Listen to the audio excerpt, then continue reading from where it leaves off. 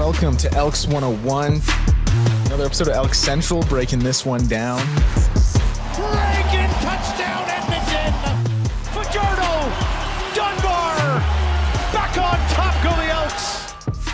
Okay, welcome in Elks101, November 24th, Monday morning. Declan, Eddie, and Brett here with you once again. 4 extensions to talk about. 2 coaches leaving the club that we're going to talk about as well. So a pretty good haul of off-season news here for the Edmonton Elks as we're in late November. More to come. I'm glad we have quite a good bit to talk about. Before we get into all that, though, just, obviously the quick hellos, what everyone get up to this weekend. And do you guys see this Vanier Cup this past weekend? Montreal beating Sask in Sask. Even the playing field. It's tough. I was watching at the end of the game. And it was like 30-15 with a minute left or whatever it was, and those stands were clear. And I was like, ooh, that's tough. I didn't check the total attendance, but it looked pretty thick earlier in the game when I tuned in. Yep. But yeah, Montreal, they kind of dominated the game. Yeah, they start did. to finish. Sask was playing from behind, and they got a good team. They got a good athletes out there. Oh, did Montreal? Oh, yeah. They've had it for like a few years now. Because I'm thinking like when I was a kid, I felt like, and you would be able to speak to this best, like obviously you guys were Vanier Cup champs, not a big deal. But was like Laval kind of the premier organization? I remember Laval always, like they were like always the Bama. And they're still there. Yeah, they're still coming out of the East. It's going to be Montreal or Laval. It's one of those two teams. The OUA, this is typical, very much like the Leafs. They get so much love. The OUA conference, and they get so much love from the media, put on this platform, and it's very similar ball to, I'll say, the Leafs even to this degree, because a lot of good athletes, a lot of good speed around the outside, a lot of good edges, but you get into the guts of it, and then there's no grit, no dog. Mm-hmm. And it's very much like that, how they play ball in Ontario. Yeah. No shade. That's just the reality. Where is in the Canada West, for example, where I'm from, University of Manitoba, Prairie football. The linemen, it's all power, physical from the inside out. And that's kind of like how the dub would be, right? If we're talking hockey even, right? It's more grittier compared to Ontario style. It's kind of funny how those sports align like that. I like that. That's pretty good. Because I always thought of like the OUAs, they were like, they kind of get put on the pedestal the same way like the SEC does. And they are kind of, I guess, the premier conference in that respect. But I never thought of it that way, because play style wise, it just sounds like they're the Big 12 or something. Just like offense and skill. And that's what it is. Yeah. And then Can West is a bit softer. I'll say it's just a bit softer, right? And the great athletes, you'd say even at the skill position, they're churning out way more athletes out of the GTA. But linemen, look to the prairie provinces. Yeah. Oh yeah. Always. When you were, or I guess maybe, was U of M, were they like the premier Can West program? No, Sask. Sask was always good. Yeah. Calgary, yeah, really you're right. Strong. Yeah. When they had Blake Nill, he went on a really strong run of deep postseason success. But when we won it, though, there's always the asterisks. We had a really old team, and I'm never going to shy away from that. Yeah. Our average age when we won the Vanier was 27 years old. Yeah, that's crazy. Like, it was older than the Bombers. That's insane. It was insane. Grown man football. Yeah, it was different. And you've heard me say this many times. I was just a 19-year-old kid, and I'm proud of that. I'll stay tried and true to that. Yes, we had a lot of old guys, but I wasn't one of them. Mm-hmm. What? How many of those guys went on to play pro?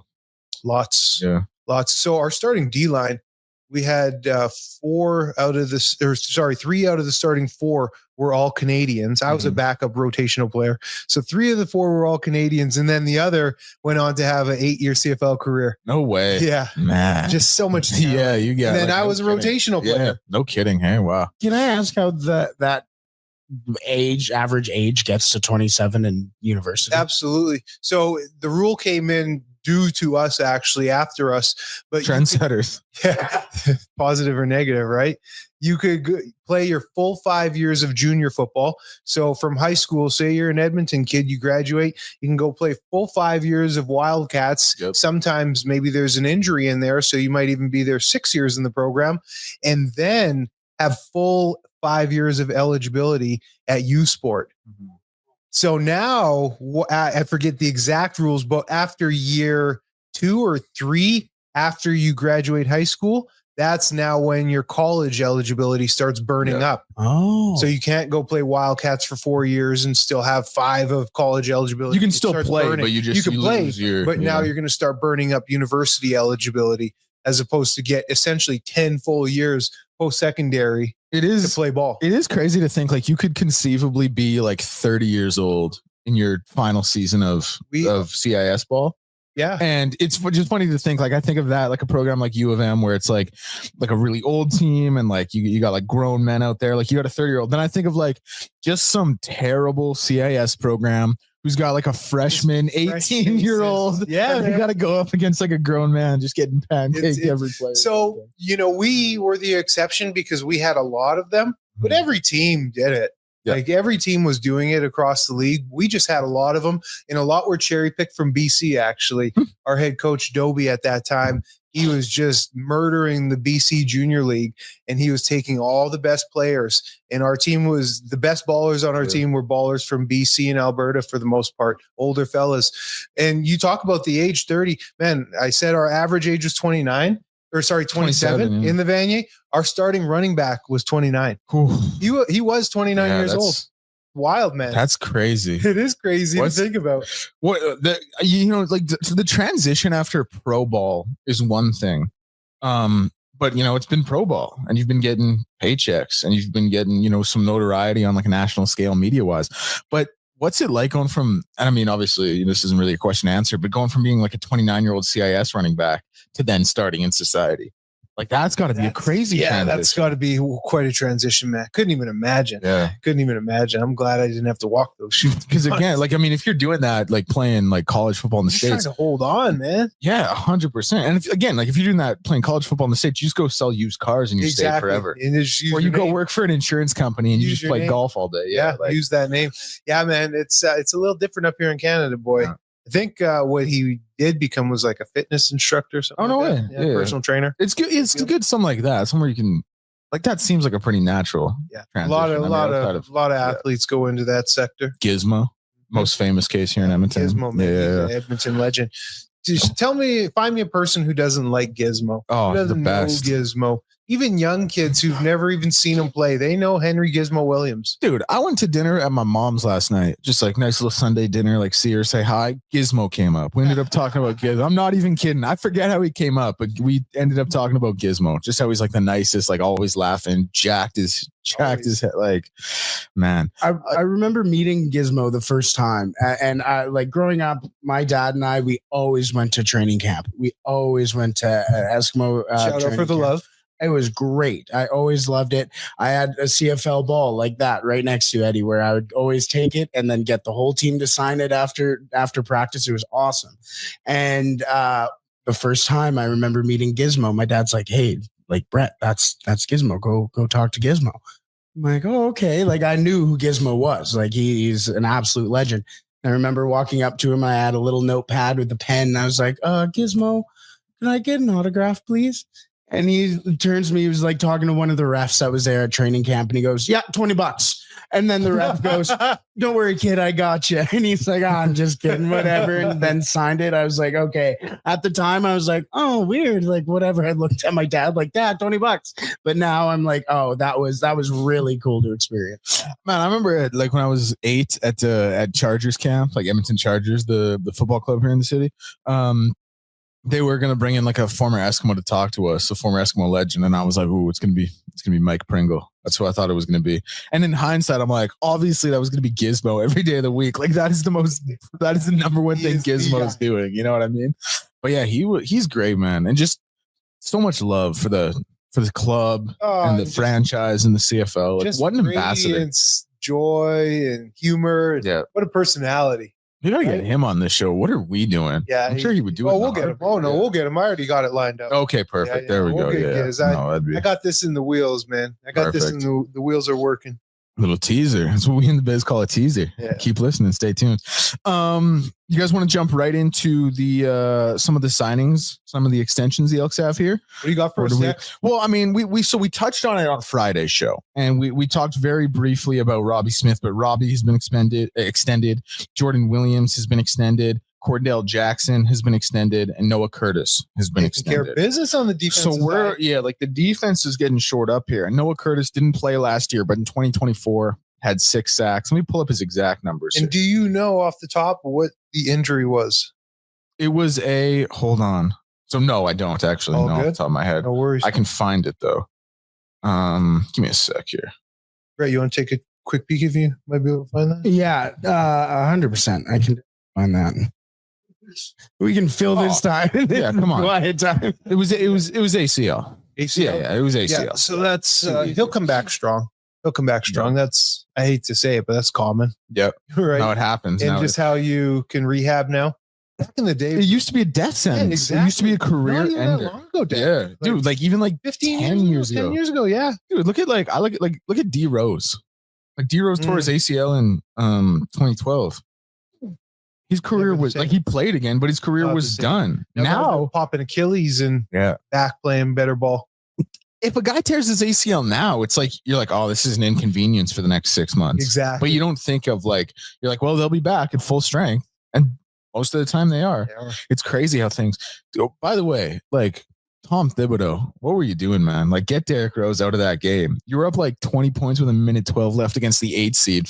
Like, I'm sure you could have pulled Derrick Rose, man. Yes, RIP to the career. I like Tom E.T. though, as what he did as a coach. I like him as a coach. He plays his starters way too much. Way he just runs too these much. guys into the You ground. think the guys, like, you heard Brunson even talk about it. They say they want to play these minutes. for sure. So They like, do.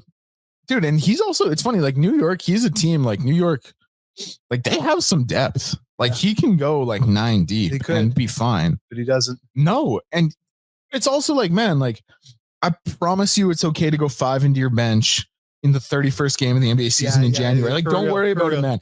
Jalen Brunson doesn't need You'll be 42 safe. minutes. You'll Yeah, be it's safe. okay, man. Things will be okay. Let's just take it real quick back to that Bulls though, man. Even a little bit before D Rose, but like Kirk Heinrich. Yeah, Ben Kirk Heinrich Gordon, was cold, man. Well, Remember that- I love those Bulls teams, man. A young Joakim Noah. Yeah, I love those dude. teams. Joakim Noah was 4th in MVP voting one year. 2014. He was a quiet baller. 2014, Yeah, I think it was. Defensive menace. Yeah, dude, great But defensively, Captain held down Kirk the was paint. my dude, man. I love Kirk. Oh, Kirk Heinrich. I love Kirk He was Heinrich, off. man. He went to Kansas, right? Kansas Yeah, with Nick Collison. Yeah. Wow, dude, those Bulls teams, and I even think like you remember when they had Aaron Brooks, Yes, like little guy. Little. Aaron Yeah, Brooks was little there. Aaron. They had Rip He went- Hamilton later Aaron in his Brooks from career. Oregon, right?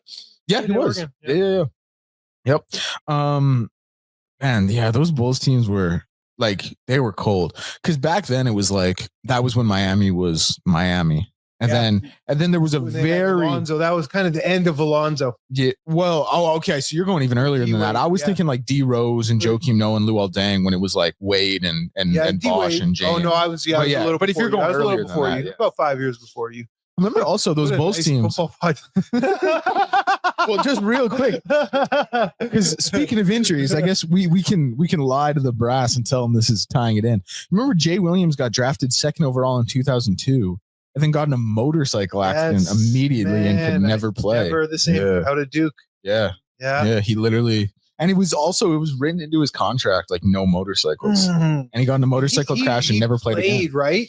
Yeah, But he was played never- he played like one season. Yeah. I just spit everywhere. My bad. He played one season, I think, got in this crash, and then never played again. He didn't play again. I thought he played again, but it was not good. But you might be right. But yeah, Jay Williams out of Yeah, Duke. he played one season, got in the crash in the off season, never played again. I had a cousin who went to Duke. She's from South Dakota, and she ended up going to Duke, and she was in a couple of his classes. No way. And but this was back. There's no social media and stuff back Yeah, then, right? message Early boards. 2000s. And yeah, she told me because these guys are walking around campus like celebrities, Mhm. right? And yeah, she told me about that, and it was such a cool hype thing. I'm a little cousin up in Canada, a couple Yeah. years younger. It was pretty sweet, man. What was she doing at Duke? Was she just there? She's Just smart, taking- man. she was, eh? yeah, very intelligent. So she was like there just being in yeah, school. she ended up going to medical school Oh, after. Yeah, she was very smart. Duke's a good school. Pretty Duke's prestigious. a really, real good school. Mhm. Yeah. Mhm. They didn't let my ass in there. I didn't even apply. I was just going to ask. if C's you get applied. degrees. Yes. That was University of Manitoba, baby. that was my motto all throughout college. Yeah. Get that passing grade. Give me my diploma. Okay. So we talked a little bit about Robbie on Friday's show, Yeah, we did. but just to hammer this one home, you're pretty high on what he's going to be able to bring to the table with a full bill of health. I am. The media release, like they're really selling us on him because again, Robbie Smith, man, I like Robbie Smith. Robbie Smith was back healthy, and he was a backup defensive end as the highest paid non-quarterback in the CFL. Like, that's real. That happened. 10 games, 16 tackles. Wasn't worth the money. No. But the Elks really sold him in their media release. They were like 2-time Grey Cup champion, one of the best pass rushers for over half a decade, listing all his career stats. Like, they're really selling us on who Robbie Smith was and what he was doing, talking about his 2023 and 2024 seasons. And I'm like, guys, like, we got to be, I know it was an injury shortened season. He still played over half the games. No sacks. I look at the beginning of the season, and the defense wasn't what it was, but the D-line, you can control like some of the outcomes early in the season. It's not like DBs where you got to communicate and get on the same page. Yep. As a D lineman, I'm pass rush. I'm getting to the QB. Oh yeah. And he didn't do a lick of that when he was healthy in that first third. So I think for the price, it'll be right. This is also the price. It'll be right. Okay. What do you think the price tag is going to be? Well, you went from 280 at least. Yeah. 285. That thing is it's got to be cut in half minimum. I was like, bare minimum. Let's start there. So I say 120-ish even. I was thinking 110. So we're close. We're on the same page, which is like, that is an insane pay cut for anybody to take. And I know how Ed works, so it's probably right in that ballpark, Deck. So he's cutthroat. He's gully with it now. Goodness, he'll take that shift to your contract. Ed had the CFL.ca stats page printed off and circled, and he was pointing at it that whole meeting with Robbie. And this is the other thing I think about Robbie, because two kind of trains of thought come into my mind for this one. Like, one, and I think this is probably the majority of it. I don't want to keep piling on Robbie, because I do think he's a super talented guy, but I think he probably thinks like, I'm not, like, that money is nowhere else. That 285, that's nowhere else. So I got to take a pay cut regardless. But with that, like, I still feel like he believes this is a place where he can build something and be part of it. Exactly. And so I give him a lot of respect for that. The conversation probably went something like this, because there's not a lot of options here on the table. Mm-hmm. You can't go in and demand a trade or anything. He had a second year, right? It was a 2-year deal originally, and he just played out the first. Ed said, we're going to either outright cut you or you're going to take this new deal. Because like you said, if he gets outright cut, he doesn't know what he's going to fetch on the market. He might just fetch league minimum, because it's like that, man. It gets quiet out there from other organizations really quickly. And then if they do throw a feeler out, man, they're lowballing the crap out of you, Dick. So Ed probably held the knife to him and said, you either take a pay cut or you're on the street. Yeah. And it is worth noting as well for everyone that he was under contract through this coming season as well. Right. So that's where we're talking probably a restructuring, and then obviously downgrade to stay through 2027. Mm-hmm. But shout out him for wanting to be somewhere and saying like, no, I can be better. I totally respect. And I like, if you had to predict Robbie Smith's stat line right now, because he had 6 sacks in 2023 and 2024. I feel like he can get back there, no problem. 6 sacks in each of those years? That's wild, man, because that's not even like Matthew Betts' it's not that high. Has been way more than that. Like, if we're just calling a spade, man, and we're pro club. That's wild that they paid him that much money coming off a 6-sack season, not even double digits. Yep. Has he hit double digits in his career? Those were his career highs. 6-6. And then his first 3 years in the league, 4, 1, and 3. Yeah. I never knew him to be a great pass rushing mogul. And then to hear those numbers and then see what he got paid, that's pretty astronomical, man. It didn't add up, to be honest. He is the rare end who plays the run really well. Plays the run well, but I get that. Yeah. I played D-line, man. That's for 6 sacks. That's a lot. That's a lot of money. That's a lot of money, Deck. Let's just be locker room guy. I got 6 sacks as a D tackle, man. Yeah, that's which for anyone who knows, like it's way easier to get sacks. It's like you get sacks as an edge rusher. You stop the runs in the interior. Like you would think a guy like that becoming the highest paid non-quarterback is coming off a double-digit sack. And I know there's extra things they do in terms of fumbles and this and that and how they are in the locker room. Look, I've been there, done that. Yeah. But I've never seen a guy get paid off that. Odell Willis wasn't making that type of money off of 12 sacks. Yeah. Yeah. Hasn't had a forced fumble in 4 years, by the way. But yeah. And he's Canadian. I get it. He's Canadian. That's a big part of it. Look at Matthew Betts' production. Look at the production over the past 3 years between those two Canadian defensive ends. Matthew Betts is a guy who I'm giving all the money too, because he's such a game wrecker. And that effort is. Oh, I would pay him $100K just base salary off his effort. yeah. You know? Then build off the talent. Man. BC is what a spot they're in terms of premier edge rusher, premier quarterback. Yeah, and they're in both a good Canadian. spot. Yes, the like that for the ratio is just. And then look at the receiving core full of Canadians. They got it. You and I both like Katoy. Yep, He's a dog. they got it figured out, man. They're in a good They spot. have a good roster. They're in a Good spot. They do. for They sure. really have a good roster. Good ownership too. Yep.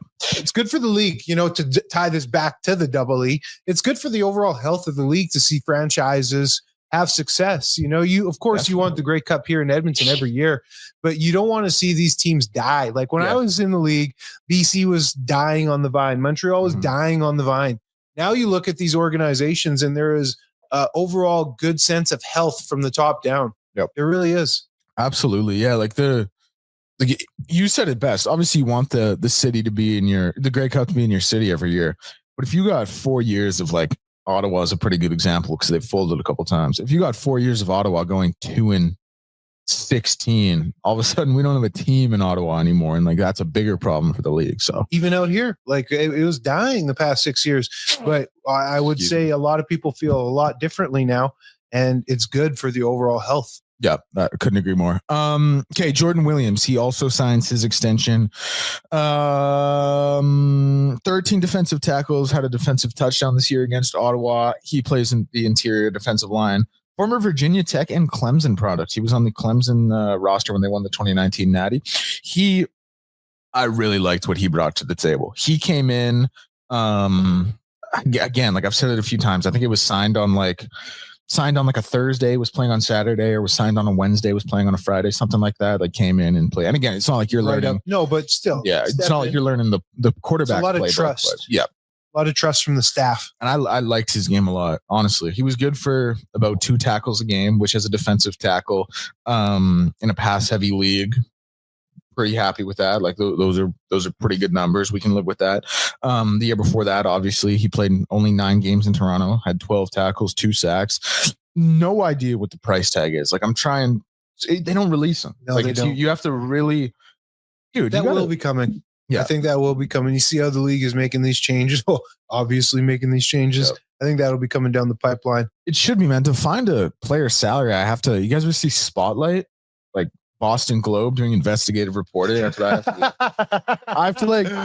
I have to call Stuart Johnson's secretary, pretend I'm from like her kid's school. They get a lot of flack, and I've given them their fair share of flack too online, especially on X, Twitter. But 3 Down Nation is the best at coming up with that type of info and seeing them. Nobody else will show you numbers, but 3 Down Nation will come up with the numbers. Yes. And, some of their stuff is bull crap for sure, but some of their stuff is quality, man.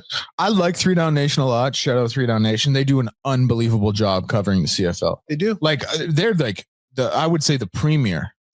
For real. And when I say some of their bull crap, it would just be some of these personal pieces that don't make sense. This is what I was going to say. Like this was kind of my problem with 3 Down. And I do love 3 Down Nation. They do a great job for the league. But I remember reading one of their articles and they just took my quote directly.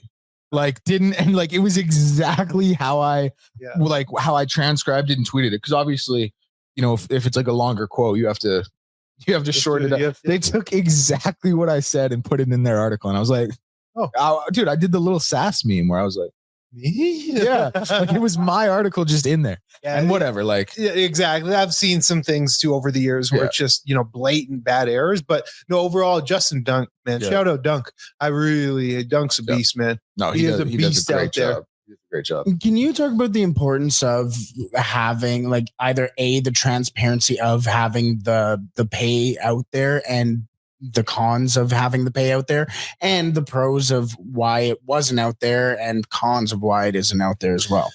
Yeah, I think to start with the cons, just it's not huge dollars, right? Yep. So back in the day, everybody knows the CFL players weren't making much, but I don't know if showing a guy's making kind of a bad under look. $50K. Like when I first got in the league back in 2010, base minimum was $49,500. So that's kind of a tough look. Now, not everybody's making that. Young kids coming out of college like me are. A lot are making, hundreds, mid-hundreds, and then quarterbacks, your 3 to 4 to 5s. That's the only con I can think of as to why they wouldn't have the numbers exposed. Is just that they're low and they're cheap and maybe embarrassed. It's a bad look. The pro to it is you can have thorough critical arguments. Like, it's not just he said, she said, where you're just talking about Robbie Smith and, we're just painting a picture that we're assuming as opposed to the hard concrete evidence. When you have the actual numbers, you're able to really chop it up and break things down and see if a guy is playing up to his worth and if he's not playing up to his worth, and really get in on, and then you can get into the numbers a lot more in terms of their stats and stuff, as opposed to just, he's the highest paid non-quarterback. What does that mean? And how is the contract broken down too? That's everything. Is he getting a huge upfront bonus because that's a huge commitment from the club? Maybe he got paid with that huge bonus and now he doesn't give a crap, so he doesn't, not worried about how he's playing because he already got 65% of his yearly salary. So there's a whole lot of reasons why, but it just allows for us to really get into it more, I think, thoroughly and properly, right? With the correct info. Come correct with it. Yeah, I totally agree. When you were in the league, like, you didn't know how much other players at your position were making. Yeah, you do, because when you're negotiating, that's how you base it off of. You see well, that's what I was going to say. The other tackles and how much they're making, and then you see your production, and you think that I should be making this. Or if a guy's making 150 and he had 30 tackles and 4 sacks, and I'm making 95, and I had 35 tackles and 8 sacks. Well, my agent better be on the horn doing the right thing that next contract, right? Yeah. And that's how you negotiate. That's exactly how you negotiate, is you look at the other guys and what they're making at your position, and you base it off of that. And then you factor in Canadian, of course, and age and all that. Yeah, it's like the league is in a good enough place, I think. Like, people know you don't have the salary cap in the NBA or the NFL. Like, everyone knows that. Everybody does. And yet, like, league min is $70K. That's for 6 months of work. We talked about this on Friday. That's a good salary for 6 months of work, especially for a kid in their 20s. Yeah, for sure, man. Oh my goodness, like, being a 22-year-old coming out, I would love to make $70K at 22 years old. 100%. You know what I mean? Man. So now, game checks. Let's break this down for a sec. Game checks after tax, you're walking home with $2,800 a week. Yeah, how's that feel? You play a game of football, and then in your locker rooms, a check for $2,800 at 21 years old. Yeah, it's not bad, man. Get 18 of those.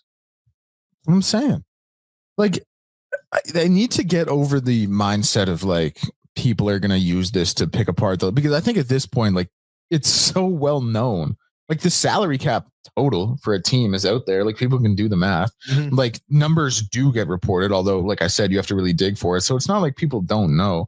Like, no CFL fan is watching the game thinking these guys are all getting 10 mil a piece. No. And no one who watches the game who doesn't know a thing about salary is going to stop watching the game because they're making $150K instead of 1.5 million. So, like, what are we? Let me just, since we're talking about this is a great point, Deck. There's some great athletes in the CFL that we see, and they're not watching thinking they're a $10 million player. Yeah. And that goes to show you the difference between a $45 million NFL player and a $100,000 CFL player. Is not that big of a difference. You look at the financials, it's a drastic difference. But when you actually look at the athlete and peel back and just look at the athlete in the game, man, there's not that much of a difference. Mm-hmm. You got their top household names in the NFL. Outside of that, it's a wash up between NFL, CFL players, man. It's a wash in terms of how good they are, because there's always that debate, right? We talked about it earlier in the season. Debate between NFL. Outside of your household names, your 1%ers, your Jamar Chases and Jeffersons and those elites, Myles Garrett, the Declan Krugers, if his knee didn't pop, the Declan Kruger, of the media game, bro. What you mean? For sure. Outside of you 1%ers, bro, it's really a wash, man. Yeah, I've played with so many all-stars from the biggest schools, so many All-Americans, so many guys who were Pro Bowlers in the NFL. Not so many, but I've played with a couple first rounders. And man, I look at them and think, wow, okay. Yeah. Football is just football. Because another big part of it is, like, there's something to be said for people who want to play the game. Like, you could go be that second, third stringer, come in, and there wouldn't be much of a difference. But you get to play the game. Like there's something to be said for actually being out on the field and playing the game as opposed to just being on a roster. Mhm. And that's something that really resonates with people and something I always really respected. So yeah, I totally hear you. All right, just to finish up with Jordan here, if you had to predict what that salary is going to look like, or where you'd come in on maybe with him, what do you think it's going to be? Because I'm thinking like he was pretty effective, but there's just not a lot of, and he's obviously a really credentialed guy from his college career, but there's not a ton of tape on him. Yeah, okay. I was gonna say 105. Yeah, 90 to 100 right in there. Okay, interesting. I like him, man. I think plus he's a little bonus. I think he's gonna be. I'm gonna go ahead and stamp this one. This is Declan's. Okay, gonna be a player next year. Oh, Declan's gonna be a player. We'll have to. It's a little wordy, but that's what we got right now for Jordan. But we got to Williams. get something for sure. That we got to get a stamp in here. Yeah. Okay, Kordell.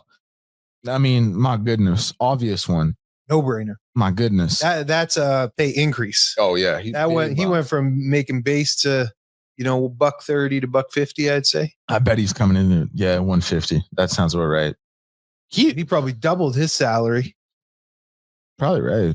Yeah. Probably right. And he's a guy like you, young fella. To be able to move so seamlessly between safety and Sam and do it all. Yeah, probably took some reps at half. Oh yeah. Play a lot of half. Yeah, a lot of half as well. He likes playing Sam the best. He told me that, but yeah, he can play all over the field, man. And he's the guy on that defense. Like he was the defensive player of the year nominee. Like football is so cutthroat. When you just think of it, like a guy like Kordell, who we're talking about, who gets such a pay increase now. Oh, in 2 years he could be off the roster. Yeah. You know what I mean? Like that's just how it goes. Well, and you look at Robbie, who we've just been talking about, who's complete opposite, gets the house given to him, and now you probably got it all at minimum cut in half. And it's all about production, man. Yeah. In just 1 year, if you go one season without production, on to the next, man. It's so cutthroat, man. It's crazy. It is the number one. I feel like in other sports, like if you're in like a slump in like basketball or something, it's like, hey, we're going to help you out of this. Like we're going to draw some plays to get you out of the slump. Like we're going to do something in the offense to, sure. In hockey as well, like long leash, like, hey man, we're going to work you out of this. Like it's cool.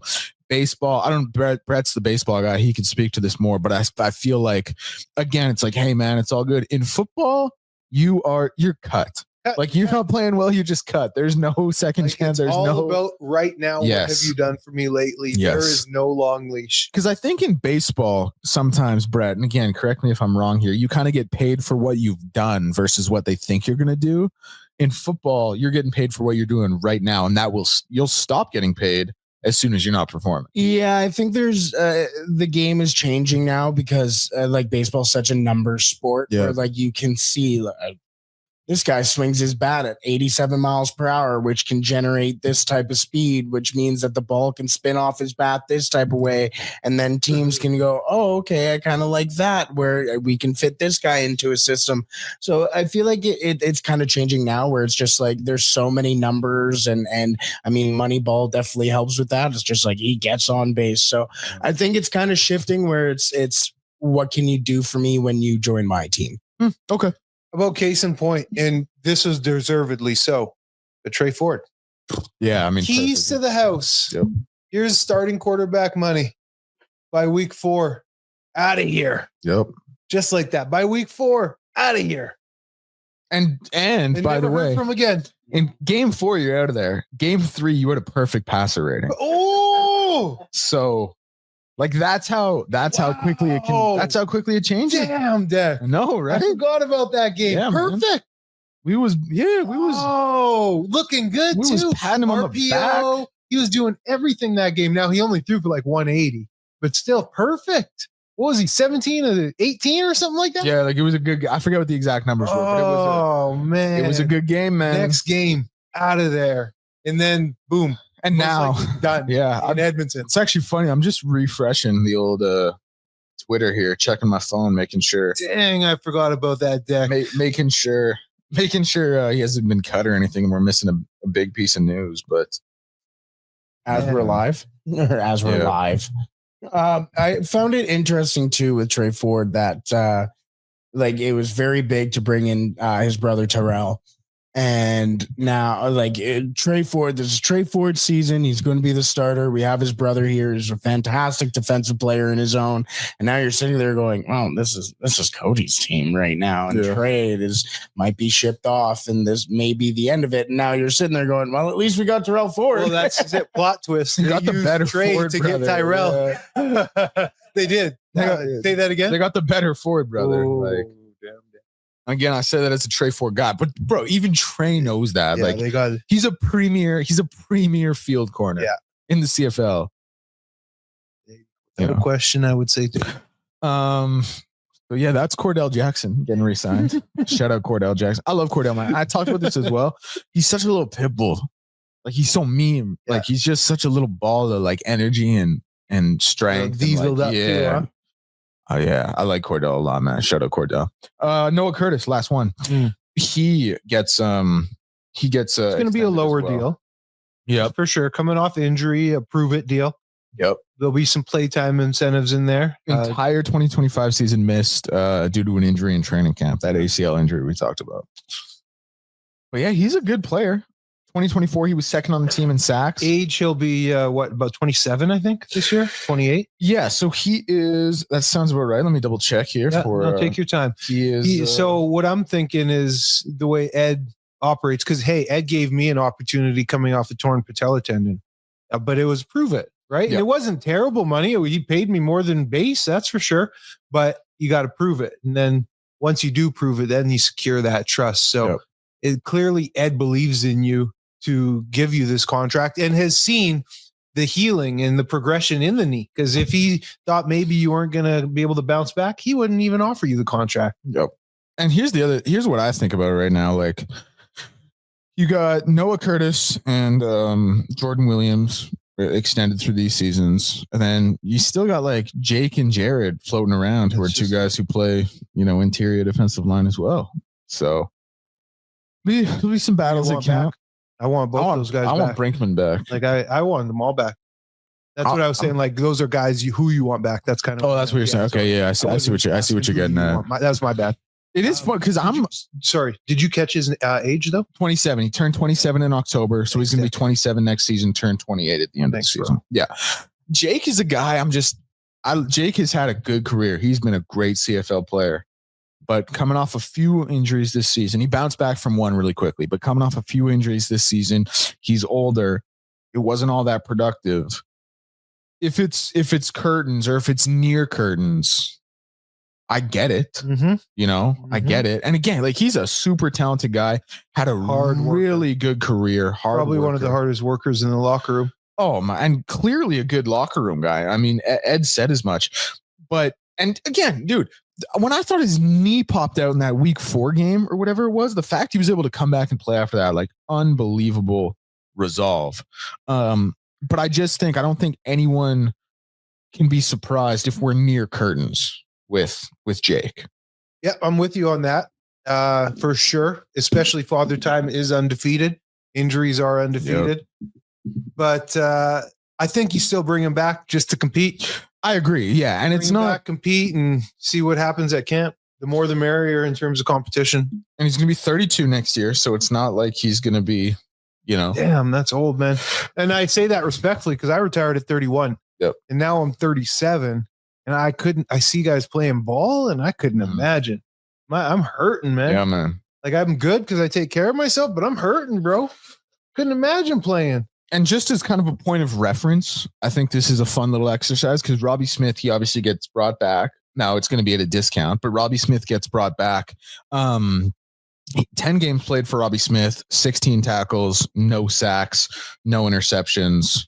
Jake Serezna, 11 games played. He also had 16 tackles. He did have a sack and he did have an interception.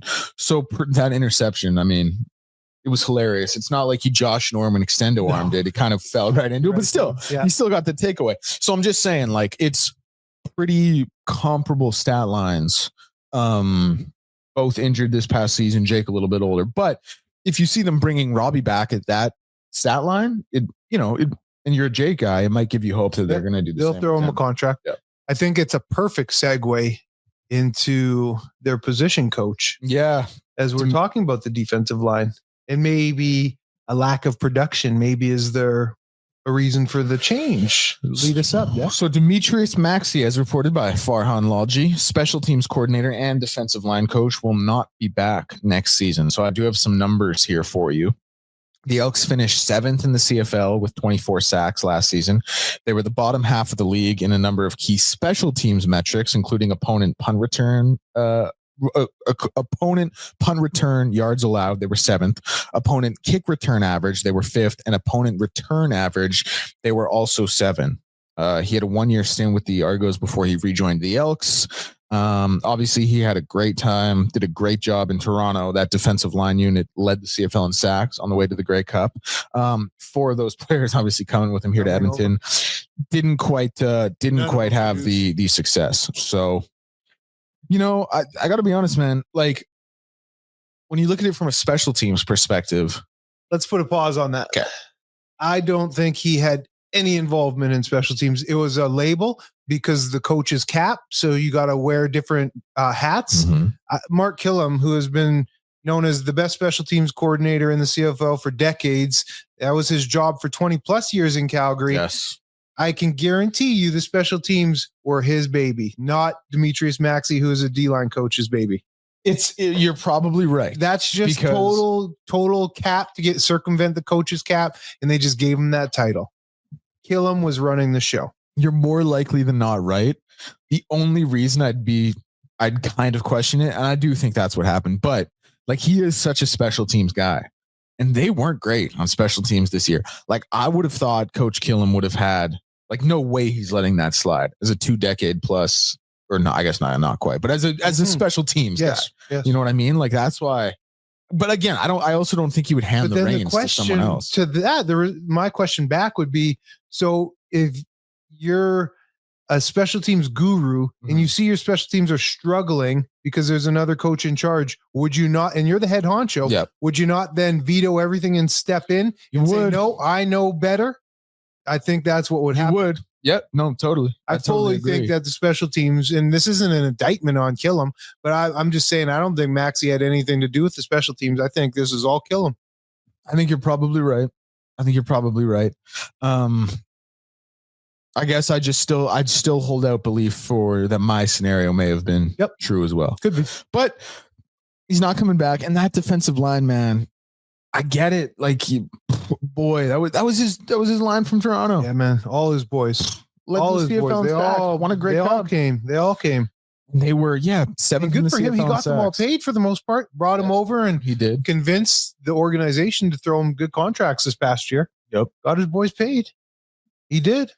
But yeah, I don't know if it was a difference in philosophy within the Maxey and the coaching staff, or is it a lack of the production? So maybe it has to be coaching. We're looking at the coaching for the lack of production.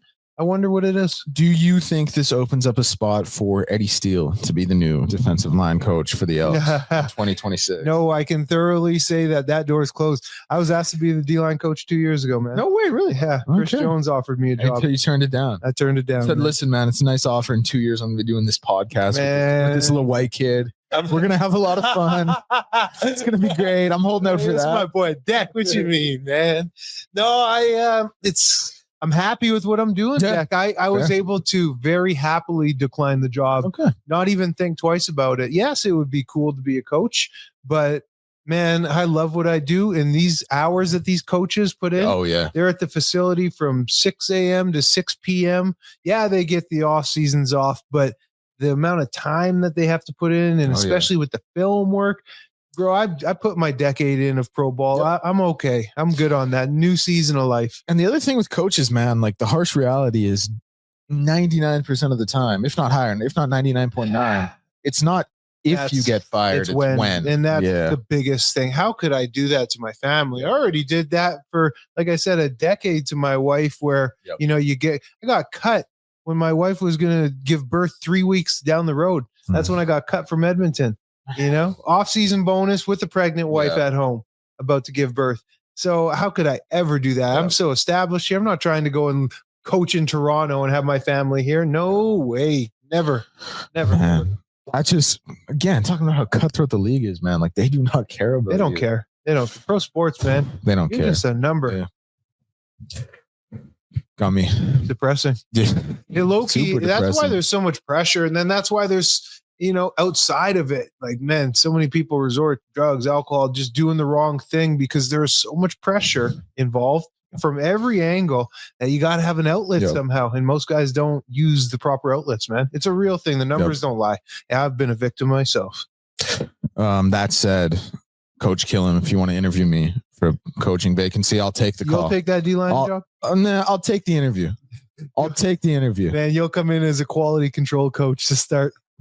Clipboard coach. You'd be the backup coach to get back from the line. I would love to be the guy just pulling Coach Killam back when he's getting fired up.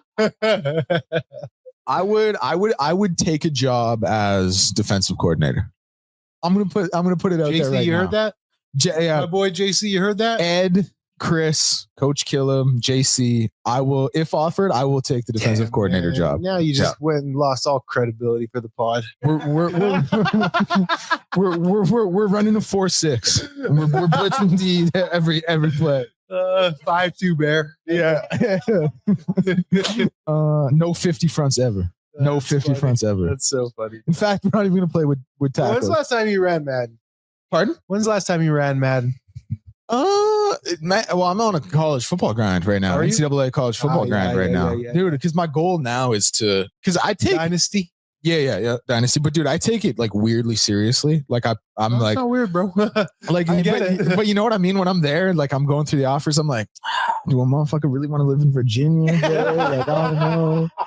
I'm like, damn, I was just in Bama. Like, but I'm trying to win a conference title in each conference. So I started at Kennesaw State. I was there for 4 years. I won CUSA 3 times, went to the playoff 3 times with Kennesaw State. We would we go into the playoff and we would just get dog walked by those SEC teams. Now you're playing too, right? You're not just doing GMing? Yeah. I'm doing all of it, dude. Playing on? So I like Heisman. Good. Heisman. Heisman's the one right below Hall of Fame, right? Yeah. So Heisman. And then we'll get killed there, and I was like, I gotta move on. Got offered the Bama job. Went to Bama. First year at Bama, I lost in the college football playoff to a Conference USA team from the conference I just came from Louisiana Tech. And I'm sitting there thinking, like, I know that conference. I know that's a real good conference. They ain't gonna like this at Bama, but I know how good they are.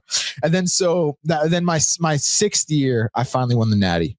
And I'm in year like 15 right now or something. I've won natties at 3 different schools. Nice. I won it at Bama. You got to get that on Heisman or a Hall of Fame now. Yeah, I know. Now I think what I'm going to do is, because I'm going to try and win I just won a ACC title and the Natty at Virginia. Not a big deal. Shout out Cavaliers. But I think what I'm going to do is I'm going to go to the Big Ten, win a conference title there.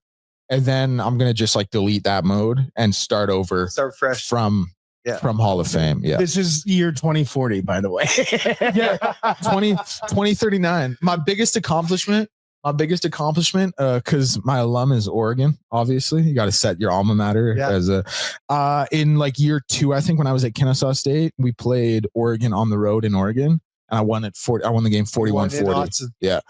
Dude, my first year, and it was huge because that was my alma mater and they didn't want me as a coach, bro. They kicked my ass out to Kennesaw State. Personally.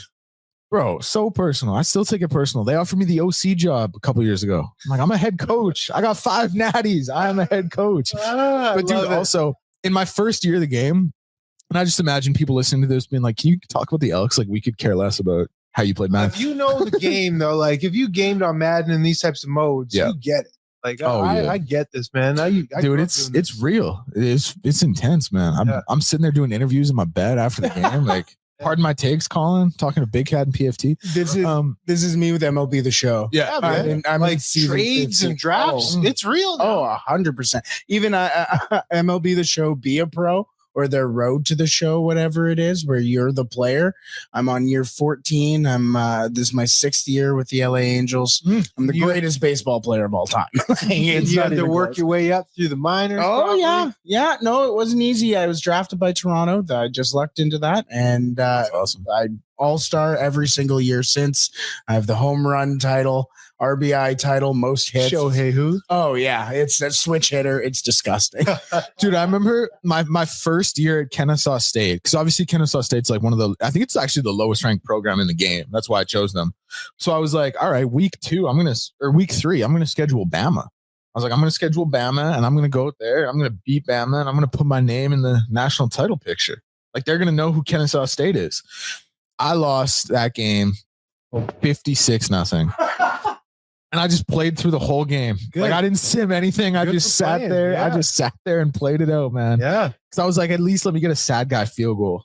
56-0. Couldn't even get it. So Take your realistic. beating. Yeah. Do you think, and kind of just talking about the college and everything, do you think your Vanier Cup team could have played like an NCAA program? Oh, yeah. Yeah. Yeah. Who do you That think? age, Yeah. At that age. Just Oh, I solely, guess so. Yeah. True. not because athleticism, but age of the man strength. Yeah. Right. The development. Say you get a team full of 26 to 29-year-olds against 19 to 21-year-olds. Yeah. There is a difference in man strength.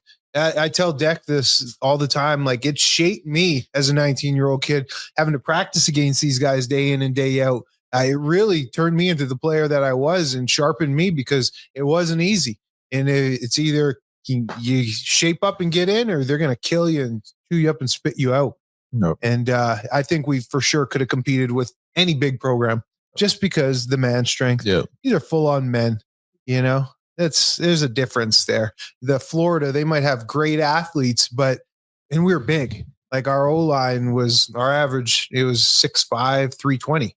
So it was legit, like as competitive at football you could find in terms of size and strength and whatnot. There wouldn't be much difference between a Florida except at the skill positions for sure. Yep. One last one, I guess, before we finish up here. Tristan Dice, also running back coach. He is Bobby's out. boy. Yeah, son of Bob Dice. Great job, Bob.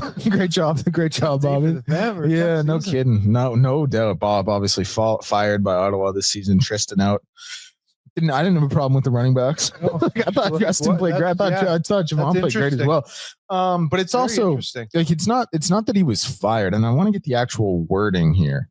It's just not returning. So I don't know. Like maybe there's Tristan, another opportunity. Yeah, like maybe, getting, and that makes sense for Tristan the way Justin played this year, and even Javon when he was in as well. He'd been with Jordan Maximic now for many years because he did BC with him. He did, and he as an assistant. He oversaw a lot of success in BC. Like you look at William Stanback in 2024, Taquan Mazzell in 2023, James Butler as well in 1,000-yard guys. You know what I mean? Like he oversaw a lot of success, and also Justin Rankin this year. Justin Rankin was the CFLPA's all-star selection at the running back position. Like people knew how valuable and how good he was, rightfully so. And I'm not going to say a big part of that was, was Tristan, because respect to Justin, what he can do, but it's not like he played no part. So that one feels a little less. That one feels a little bit more like I'm going on to other opportunities. Yeah, it'll be interesting to see where he lands. It really will. And if he lands. I don't think he can be an OC. No. I don't think he'd be an OC, but maybe a little bit more responsibility if there's an opportunity. Offensive. Who knows what's going to happen with Toronto? Yeah, like whoever's going to get hired there. Maybe there's an in there. It's all a boys' club too with these coaches. It is. It's all who you know. It's like that's why you see a guy like Chris Jones continue to get opportunities and stuff, even in the NFL after he's been fired from the CFL, or in the NCAA after he's been fired from somewhere. It's all about who you know, man. Boys club. Which is why I'm putting it out there on this podcast. Coach Killam, I will be DC. If you want me to be. I'm putting it out there. Okay. Anything else we want to finish off on? I think we covered it all pretty well. We had a good bit of news. We've been lucky because there will be some. It'll be dry slow. up. Yeah, it'll be. But that's when the other content. We'll start doing episodes. It's like, okay, now name your 79th to 85th favorite Elks of all time. Like we'll get to those episodes. Anyways, the 2007 Chicago Bulls. What did you guys? Yeah, right. That's funny. Okay. Well, listen, if we don't have anything else to finish off with, I think we're probably good to go. So the plan is going to be Chris Morris on Friday. Chris Morris. I think we'll send him an email to confirm today. Perfect. Should be Chris And Morris, 9:30 a.m. really excited to talk to him about that. Like, I just think I think that'll go really well. I think that'll be great. So really looking forward to that one. Yeah. Anything you want to leave us with, Brett? No, thank you. What's the plan today around Oilers Nation? Well, geez, I don't know if you've taken a look at the January schedule for the Edmonton Oilers, but they play 15 games in 31 days. So we're kind of bracing for that. We're getting ready for that. We're down here at Dog Patch quite often doing the live shows. I produce the pre and post game shows. So always here. If you're ever around, I'm always here. I just want to thank you guys for allowing me on and helping out you guys. It's been awesome. And meet Eddie. And Brett, we said no. Yeah, we voted hard, and we voted hard against you, man. We wanted Pat so bad. I get it. I understand. I said I will do it myself before I let Brett in here. No, thank you awesome. guys. It's been great, bro. Come back whenever. Just open the door. Walk on in. Not during Chris though. It's literally not closed right now. Like there's tape on the door hinge right now. So I can walk in whenever. All right, dope. This has been Elks101. We will talk to you guys on Friday. Thanks for listening. Love you guys.